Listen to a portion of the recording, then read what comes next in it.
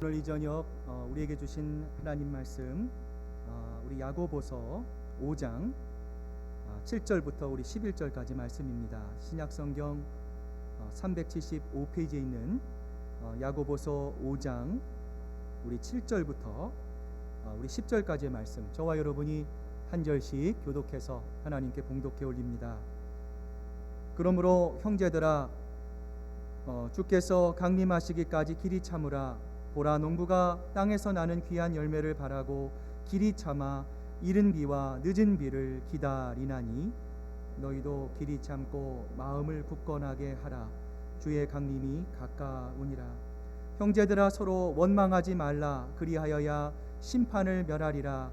보라, 심판주가 문 밖에 서 계시니라. 형제들아, 주의 이름으로 말한 선지자들을 고난과 오래 참으며 본으로 삼으라. 11절 함께 읽습니다. 보라, 인내하는 자를 우리가 복되다 하나니 너희가 욥의 인내를 들었고 주께서 주신 결말을 보았거니와 주는 가장 자비하시고 긍휼히 여기시는 이이시니라. 아멘. 하나님의 말씀입니다. 우리 한번 옆에 분, 우리 뒤에 분 보시면서 함께 예배드리게 돼서 너무 감사합니다. 사랑합니다. 축복합니다. 인사 나누시기를 바랍니다. 오늘은 주님을 생각하고 인내하라는 제목으로 야고보서 5장 7절부터 11절의 말씀 함께 나눠보고자 합니다. 제2차 세계대전은 온 인류에게 잊을 수 없는 두 가지의 날을 우리에게 남겼습니다. 한 날을 우리는 D-Day라고 부르고요, 또 하나의 날을 우리는 V-Day라고 부릅니다. 연합군이 프랑스의 노르망디, 그 유명한 노르망디 해안에 상륙하죠. 1944년 6월 6일이 바로 이 D-Day, 전쟁의 승패를 결정한 날입니다. 이 날로 연합군은 승리를 위한 교두보를 확보합니다. 독일군은 서서히 패전의 길을 걷게 됩니다. 자, 그런데 여러분, 연합군이 이처럼 승기를 잡았음에도 불구하고 여러분 어떻습니까? 이후 독일군은 마지막 발악을 합니다. 거센 저항을 하게 되고요, 이에 따라 연합군 역시도 많은 인명의 손실을 입게 됩니다. 그러다가 1945년 5월 8일 드디어 연합군이 독일의 수도인 이 베를린을 함락하고 독일의 항복을 받게 되죠. 여러분, 그날이 바로 V-Day, Victory Day, 승리의 날이었던 것이죠. 여러분, 이처럼 인류 역사에서 이 두 날보다 더 중요한 날이 있다는 것 여러분 알고 계십니까? 그날이 바로 예수 그리스도의 초림 D-Day, 그리고 승천하시고 다시 오실 예수 그리스도의 재림 V-Day입니다. 2000년 전에 이 땅에 오신 예수 그리스도께서 이 땅에 오셨어요. 예수님의 초림을 통해서, 그 예수님의 D-Day를 통해서 여러분, 사탄의 진지는 허물어졌습니다. 우리 인류는 이 예수 그리스도를 통해서 구원에 이를 수 있는 길이 활짝 열리게 되었습니다. 이처럼 예수 그리스도의 첫 번째 오심이 우리가 사탄의 괴계를 무찌르고 승리할 수 있는 결정적인 승리의 날 D-Day가 된 것이죠. 그러나 여러분 어떻습니까? 여전히 사탄의 괴계는 멈추지 않고 있죠. 우리가 하나님의 말씀을 속히 듣지 못하도록 끊임없이 우리를 방해합니다. 낙심하게 하고 또 절망하게 하고, 때로는 하나님의 말씀의 권위를 세상의 휴머니티, 인권이라고 하는 이름으로 가장해서 그 하나님의 권위를 무너뜨리려고 합니다. 우리는 이 사탄과의 영적인 전쟁이 끝나지 않았어요. 계속되고 있어요. 우리는 구원을 받았습니다. 그러나 동시에 죄와 싸우고 있습니다. 고통과 싸웁니다. 삶의 무거운 짐으로 인해서 때로는요, 허덕거리면서 살아가고 있습니다. 그렇다면 우리가 질문할 수 있어요. 그렇다면 우리는 언제쯤 사탄의 권계를 완전히 깨어부시는 완전한 승리를 경험할 수 있습니까? 여러분, 그날을 성경은 주님이 다시 오시는 날, 바로 V-Day, 승리의 날임을 우리에게 말씀하십니다. 야고보서 5장 8절이 이것을 증언합니다. 주의 강림이 가까우시니라. 예수님께서 다시 오시는 그날에 주님이 강림하시는 그날이 바로 우리의 모든 고통과 우리의 모든 수고와 우리의 모든 눈물을 주님께서 닦아주시는 진정한 승리의 날, 빅토리 데이가 될 것을 성경은 우리에게 말씀합니다. 자, 그런데 여러분, 문제가 있어요. 예수님께서 언제 강림하실지, 예수님께서 언제 오실지 그날과 그때를 우리는 알 수가 없습니다. 그러나 그럼에도 불구하고 오늘 본문의 야고보가 이 편지를 쓰면서 그날이 점점 더 가깝습니다 라고 야고보가 말을 했다면, 우리가 살고 있는 이 때는 어땠습니까? 그때보다 주님이 오시는 때로부터 훨씬 더 가까워졌을 것임을 우리는 생각해 볼 수 있다라는 거예요. 여러분, 중요한 것은 그때가 아닙니다. 중요한 것은 예수님이 언제 오시느냐라는 것이 중요한 것이 아닙니다. 정말 중요한 것은 무엇일까요?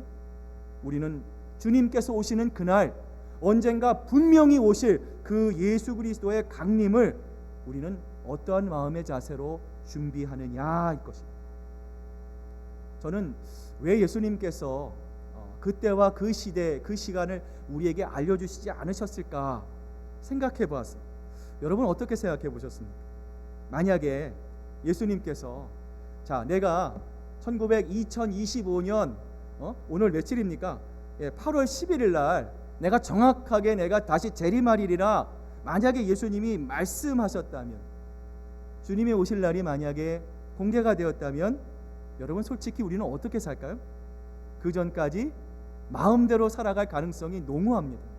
흥청망청 내 마음대로, 내 뜻대로, 내 마음의 욕정이 허락하는 대로 내 마음대로 세상에서 탕자와 같이 살다가, 여러분, 2025년 8월 10일 하루 전에 우리의 몸과 마음을 정돈하고 여러분 그때서야 준비하려고 하지는 않겠느냐라는 것이죠. 아마도 주님께서는 이러한 우리의 연약함을 아시고 우리의 한계를 아시고 주님의 강림하시는 그날을 우리에게 비밀로 붙이셨지 않으셨을까 생각해 봅니다.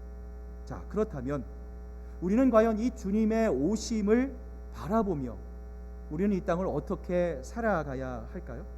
성경은 우리에게 이렇게 말씀합니다. 고난이 올 때 우리는 그것을 어떻게 해야 합니까? 인내해야 한다는 것.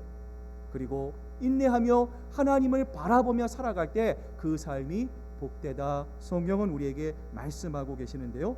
자, 오늘 본문 7절과 우리 11절의 말씀, 우리 한번 앞을 보시면서 같이 한번 읽어봅니다. 시작. 그러므로 형제들아, 주께서 강림하시기까지 길이 참으라. 보라, 농부가 땅에서 나는 귀한 열매를 바라고 길이 참아 이른 비와 늦은 비를 기다리나니, 보라, 인내하는 자를 우리가 복되다 하나니, 너희가 욥의 인내를 들었고 주께서 주신 결말을 보았거니와 주는 가장 자비하시고 긍휼히 여기시는 이시니라. 우리가 이 땅을 살아갈 때 다루기 힘든 많은 주제들이 있습니다. 전쟁도 있을 수 있고요, 또 최근에 우리가 경험하는 이 코로나 바이러스와 같은 이 팬데믹 현상도 다루기 힘든 주제일 것입니다.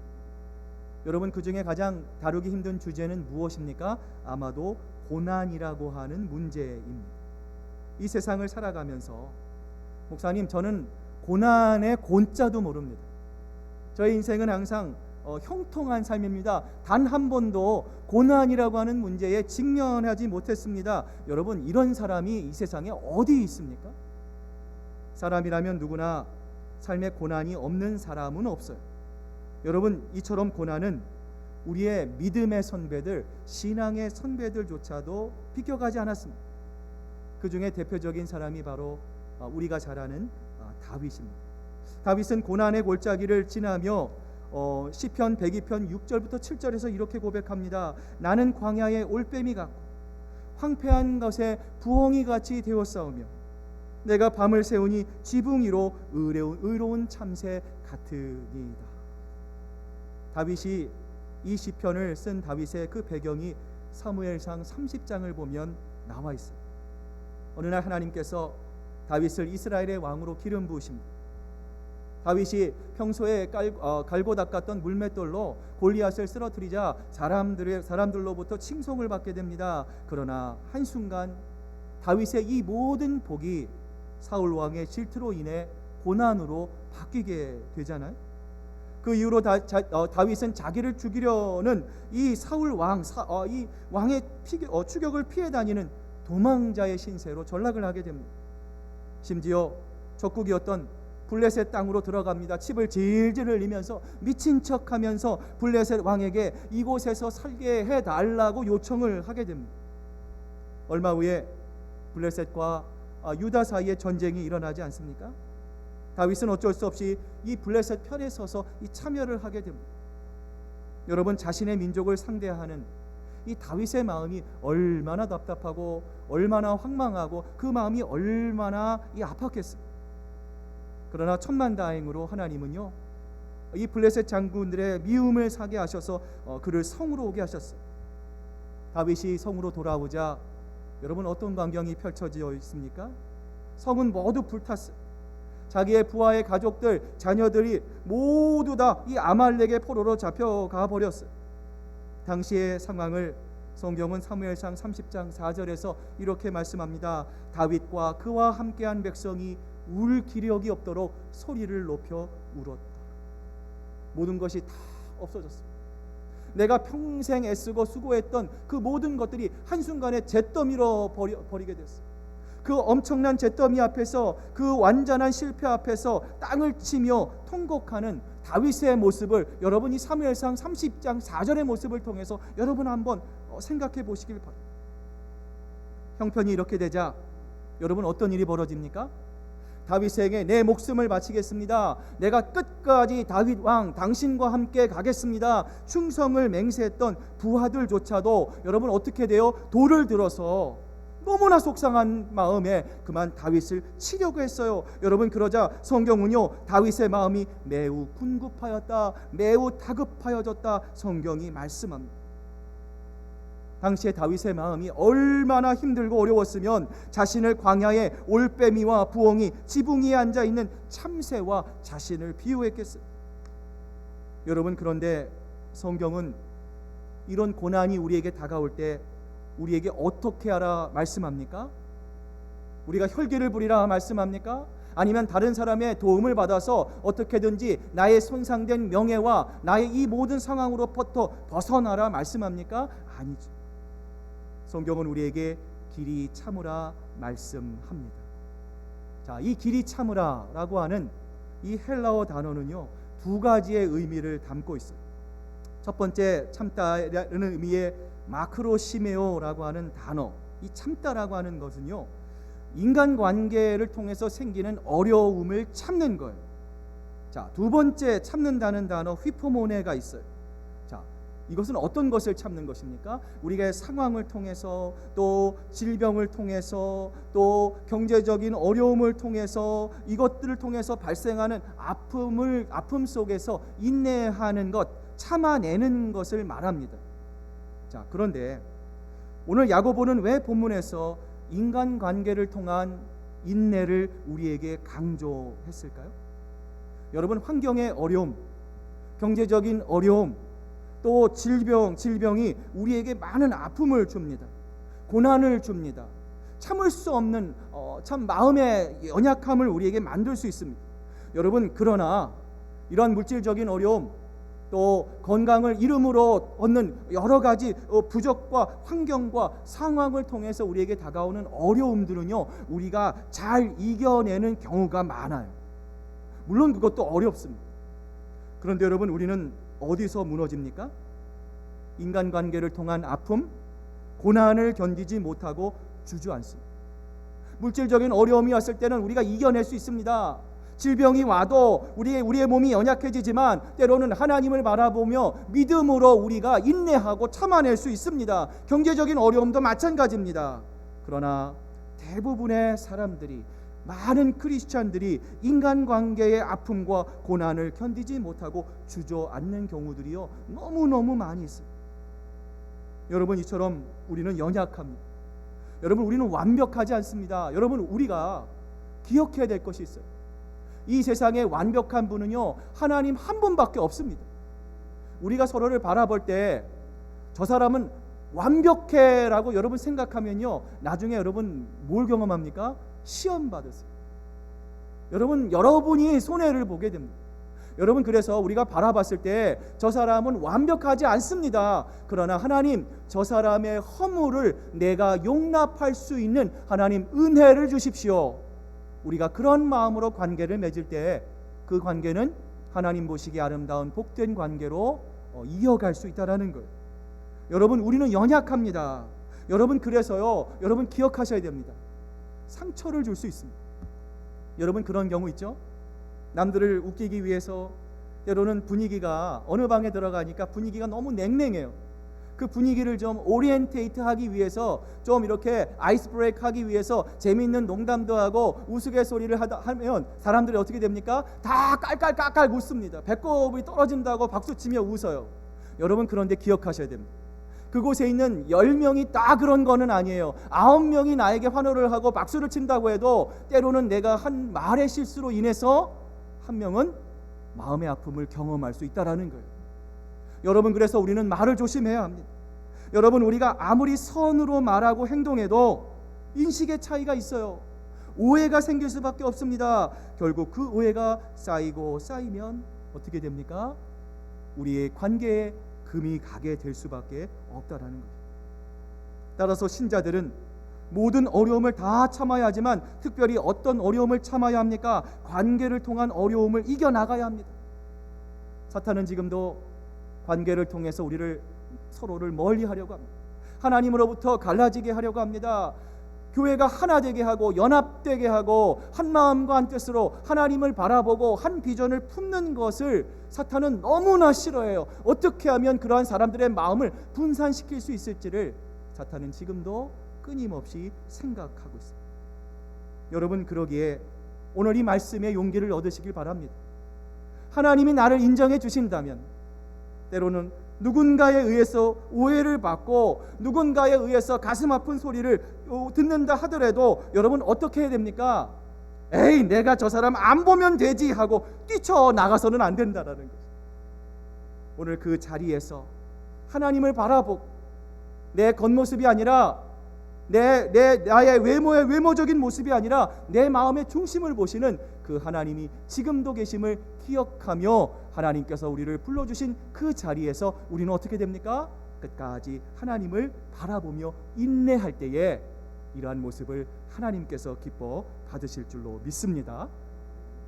유명한 화가 미켈란젤로가 있어요. 여러분, 이 미켈란젤로가 그린 천정화, 로마의 성당에 있는 이 그림에 보시는 이 천정화가 있습니다. 여러분, 이 천정의 높이가 7m가 된다고 합니다. 이 그림을 그리기 위해서요, 이 건물을 지을 때처럼 이 비계를 설치를 합니다. 천장에 구멍을 뚫고요, 천장 밑에 또 하나의 천장을 만들었어요. 밑에서 사람들이 그림을 그리는 이 미켈란젤로 자신을 보지 못하게 했습니다.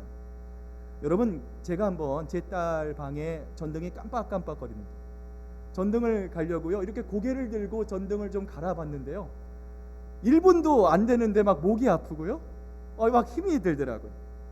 여러분, 잠깐의 이 수고도 힘이 드는데, 여러분, 이 미켈란젤로가 이 벽 위에 그림을 그리기 위해서 무려 4년 2개월 동안 밤낮 없이 하루 평균 20시간을 열중해서 이 그림을 그렸어요. 나중에 미켈란젤로가 이런 말을 남겼어요. 천재는 태어나는 것이 아닙니다. 천재는 바로 영원한 인내다라는 말을 남기기도 했어요. 그가 인내로 작업했기에 걸작을 남길 수 있었습니다. 그렇게 지금도 1년에 500만 명이 넘는 사람이 그 천장화를 보며 감탄하며 하나님을 찬양하게 될 수 있었던 것입니다. 사랑하는 여러분, 우리는 누구나 시련을 받을 수 있습니다. 누구나 시험 받을 수 있습니다. 누구나 어려움과 곤란한 일을 경험할 수 있습니다. 그때 우리는 무엇을 기억해야 됩니까? 하나님께서 우리를 부르신 목적을 기억해야 합니다. 그리고 더 나아가 언젠가 오실 주님의 재림, 주님의 강림, 곧 승리의 날을 소망해야 합니다. 그 승리의 날에 하나님께서 내 억울함을 씻어주실 것입니다. 사람은 내 마음의 중심을 보지 못하지만 하나님께서 나를 바라보시고 그날에 내 억울함과 나의 모든 하나님의 기쁨을 하나님께서 회복시켜 주실 것입니다. 하나님을 향한 진리의 상을 바라고 온전한 하나님이 오실 그날을 기억하며 끝까지 주님 안에서 인내할 수 있는 여러분 되시기를 바랍니다. 자, 그렇다면 여러분 궁금하잖아요. 우리가 인내해야 합니다. 어떻게 인내해야 할까요? 자, 오늘 본문 8절이요. 우리에게 해답을 줍니다. 같이 한번 우리 읽어봅니다. 시작. 너희도 길이 참고 마음을 굳건하게 하라. 주의 강림이 가까우시니라. 우리의 마음을 어떻게 해야 됩니까? 굳건하게 해야 합니다. 여러분, 상처 잘 받는 것도 습관입니다. 여러분, 우리가 믿음으로 우리가 작은 상처, 작은 시험도 우리의 마음에 침투하지 못하도록 평소 우리의 마음에 어떻게 됩니까? 마음을 굳건히 할 수 있어야 돼요. 믿음으로 단련해야 합니다. 하나님의 말씀으로 우리의 마음을, 우리의 신앙을 보호할 수 있어야 합니다. 우리가 억울한 일을 당하거나 시련과 또 핍박과 환난과 고난 등을 당하면 보통 세 가지 중에 하나의 반응이 있다고 해요. 첫 번째 반응이 어떤 반응입니까? 바로 싸움의 반응이에요. 파이팅입니다. 어려울 때 맞붙어 싸우는 거예요. 두 번째 반응은요, 두려움의 반응입니다. 시련만 다가오면 여러분 어떻게 해야 돼요? 미리 지레 짐작으로 겁부터 먹고요, 기가 꺾이는 사람이 있어요. 억울한 일을 당할 때 사람들이 경험하는 세 번째 반응은 무엇입니까? flight, 피함입니다. 내 자리를 모면하는 것이, 그 문제를 바라보지 않고 일체의 그 일에 책임지지 않고 포기하는 반응입니다. 여러분, 그러나 우리가 시련을 당할 때 이 세 가지의 반응만 있는 것이 아니죠. 무엇보다 우리는 믿음의 반응을 하는 것이 중요합니다. 자, 우리가 믿음의 반응으로 우리의 마음을 단단하게 하기 위해서는요, 우리가 누구를 믿어야 합니까? 예수 그리스도 주님을 믿어야 해요. 신명기 8장 16절 말씀 같이 한번 우리 읽어봅니다. 시작.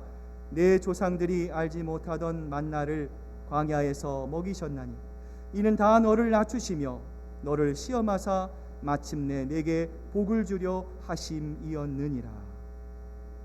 어려운 상황 속에서도 우리는 누구를 바라봅니까? 예수 그리스도를 바라봅니다.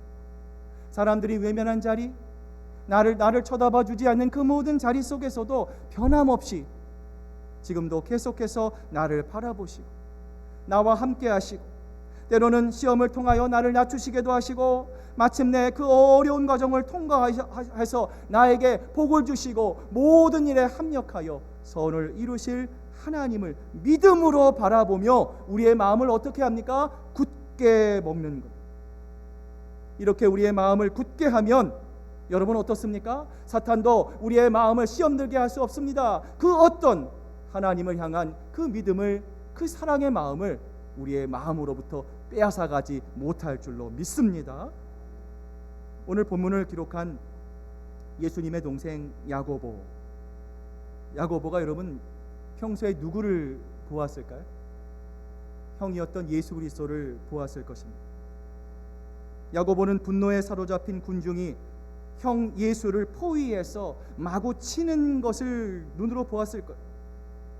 예수 형님이 십자가를 지고 물과 피를 쏟으시고 테텔레스타이 다 이루셨다. 정말 고통스럽게 마지막 남은 한 방울의 피까지도 온 인류를 대속하시기 위해 흘려주시고 죽어가는 모습을 동생 야고보는 그 십자가 밑에서 생생하게 바라보았을 거예요.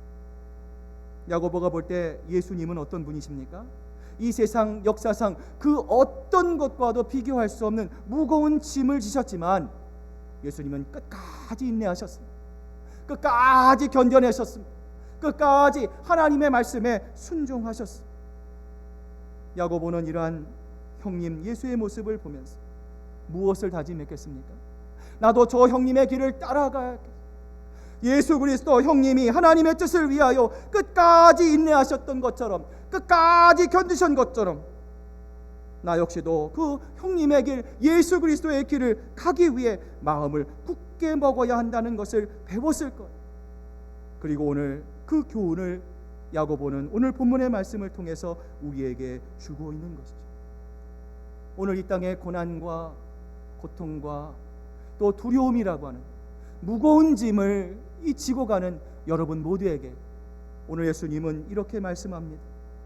수고하고 무거운 짐진 자들아 다 내게로 오라. 내가 너희를 쉬게 하리라. 나는 마음이 온유하고 겸손하니 나의 멍에를 메고 내게 와서 배우라. 그리하면 너희 마음이 쉼을 얻으리라. 이는 내 멍에는 쉽고 내 짐은 가벼움이니라. 오늘 이 예수님의 말씀은 이런 말씀입니다. 너 짐 많이 지고 있느냐? 때로는 네가 지고 있는 짐을 통해서 애달파하느냐, 고통스러워하고 있느냐, 때로는 두려워하느냐, 걱정하지 마라.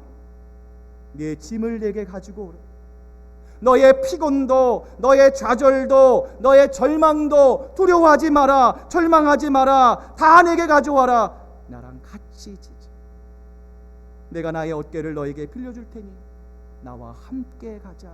그러면 너의 짐이 가벼워질 것이다. 내가 너와 함께 너의 짐을 지어줄 것이다.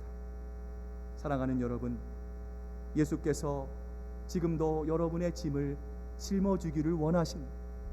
여러분의 마음을 두드리십니다. 내 말에 귀 기울일 것을 예수님은 우리에게 말씀하고 계십니다.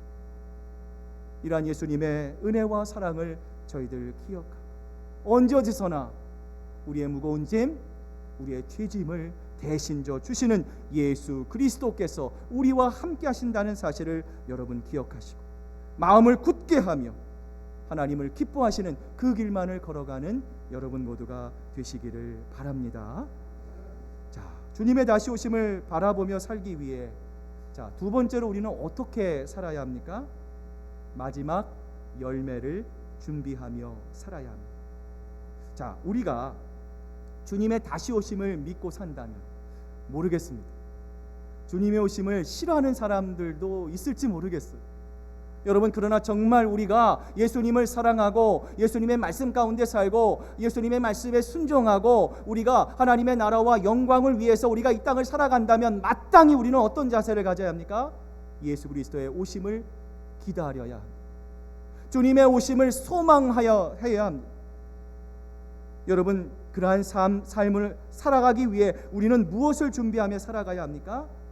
하나님 앞에 서서 하나님께 드릴 열매를 진지하게 준비하며 살아야 합니다. 여러분, 야고보서 5장 9절에 이렇게 말씀하죠. 형제들아, 서로 원망하지 말라. 그리하여야 심판을 면하리라.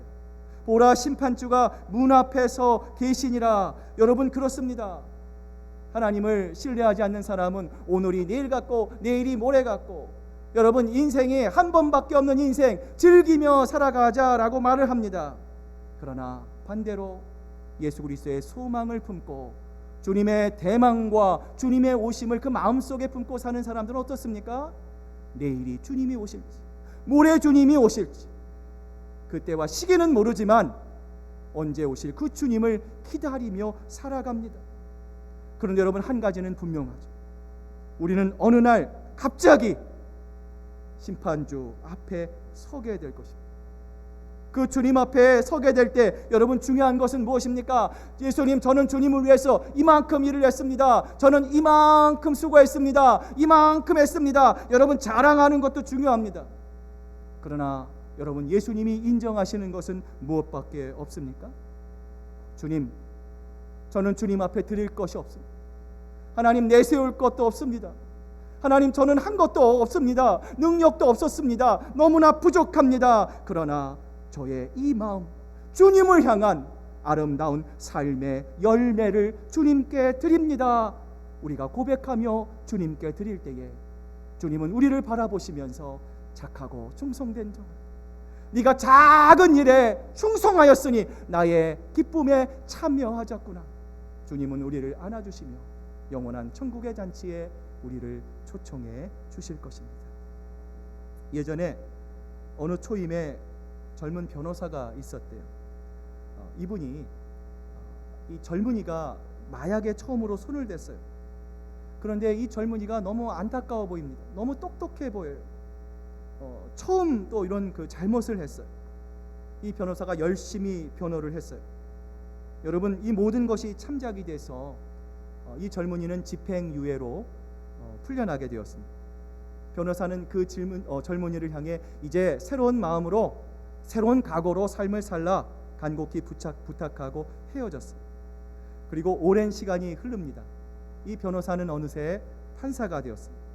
그런데 어느 날 자기가 맡은 케이스를 보니까 오래전에 변호했던 그 청년의 케이스가 있었습니다. 청년은 오래전에 자기에게 친절을 베풀었던 그 변호사임을 알아보고 너무나 반가워했어요. 판사님, 저 기억하시죠? 저에게 한 번만 더 선처를 베풀어 주십시오. 호소합니다. 그때 이 판사가 이 젊은이를 향해 이렇게 말을 합니다. 오래전 나는 당신의 변호사였습니다.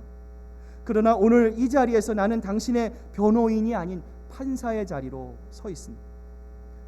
오래전 나는 당신을 긍휼로 대했습니다. 당신에게 기회를 줬습니다. 그리고 그런 긍휼이 당신의 새로운 삶의 열매가 되기를 간곡히 부탁했습니다. 그러나 이제 그 기회를 낭비한 당신을 나는 공의로 재판할 수밖에 없다는 사실을 기억해 주시기를 바랍니다. 사랑하는 여러분, 언젠가 주님이, 아니 우리가 주님의 심판대 앞에 서는 날 하나님께서 우리에게 선언하신다면 여러분 어떻게 하시겠습니까? 그때 우리가 주님께 내보일 우리의 변화의 열매, 우리의 성령의 열매, 아름다운 열매는 여러분 무엇입니까? 여러분 그 열매를 지금부터 준비하고 계십니까? 여러분 벌써 2020년도 8월을 지나가고 있습니다. 예전에는 수요 예배 끝나면 환했어요. 여러분 이제 조금 있다가 예배 마치고 나가 보십시오. 벌써 어둑어둑해집니다. 시간은 우리가 모르는 사이에 살과 같이 빠르게 흘러가고 있습니다. 사랑하는 여러분, 더 늦기 전에, 그때 가서 땅을 치고 후회하기 전에 하나님이 주신 사랑과 은혜와 긍휼로 하루하루를 잘 살아가시고, 정말 우리가 건강 있을 때에, 우리가 능력 있을 때에, 우리 하나님께서 주신 달란트 있을 때에 하나님의 나라와 영광을 위해 애쓰고 수고하고 노력하고, 하나님이 원하시는 아름다운 의의 열매, 성령의 열매를 맺고, 이를 통해 하나님이 기뻐하시는 영화로운 삶을 사는, 하나님 보좌 앞에 나아갔을 때 주여 어서 오시옵소서, 마라나타, 오실 주님을 대망하며 오늘의 삶을 기적과 같은 삶으로 늘 하나님을 기억하는 복된 여러분의 삶으로 채워지기를 주님의 이름으로 축복합니다.